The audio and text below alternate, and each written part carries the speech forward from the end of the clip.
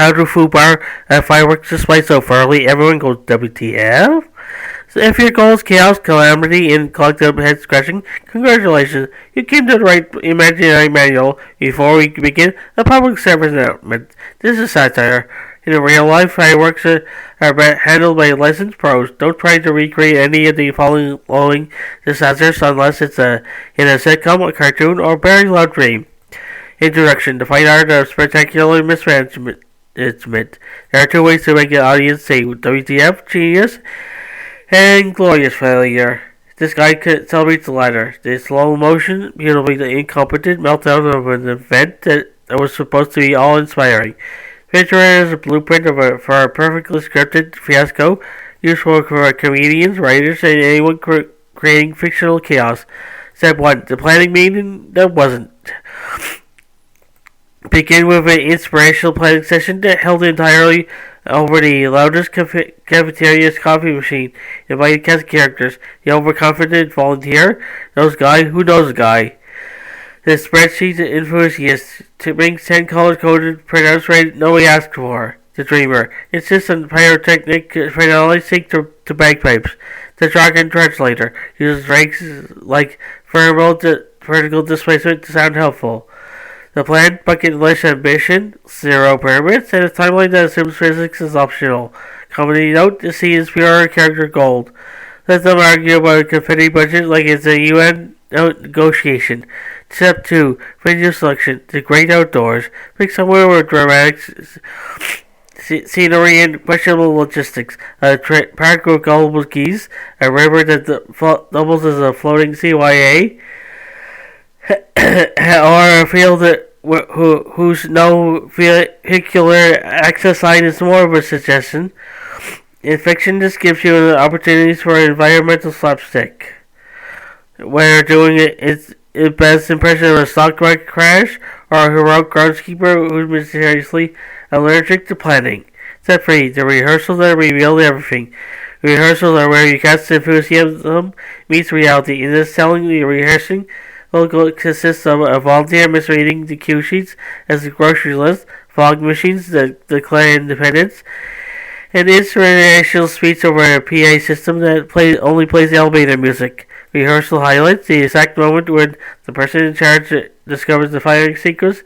Doesn't mean wing it. Step 4. The surprise effects that surprise everyone. In the land of fictional follies, special effects include glow sticks and assist-to-mean objects of existential despair, a drone light show featuring one drone that prepares to wander, confetti cannons that betray the nozzle and sprays in midair. These intermits the confusion, comedic devices that create sight gags and timing jokes while giving real-world instructions on how to tamper with pyrotechnics. Step 5. The soundtrack, because timing is relative. The soundtrack is the secret sauce. Imagine a mashup that absolutely shouldn't work. A polka intro, a dubstep bridge, and a Gregorian chant finale. The music cues are played by DJ What Sync meant eyeball it. Musical mustaches heighten the audience's WTF to a wholly theatrical and harmless way. Step 6. The grand finale, sort of. The grand finale in our fictional keeper is gloriously ambiguous. The lighting designer has a dramatic strobe. The audience thinks it's part of the show. A single rave sparkler is launched like a rocket because it's actually a handheld streamer.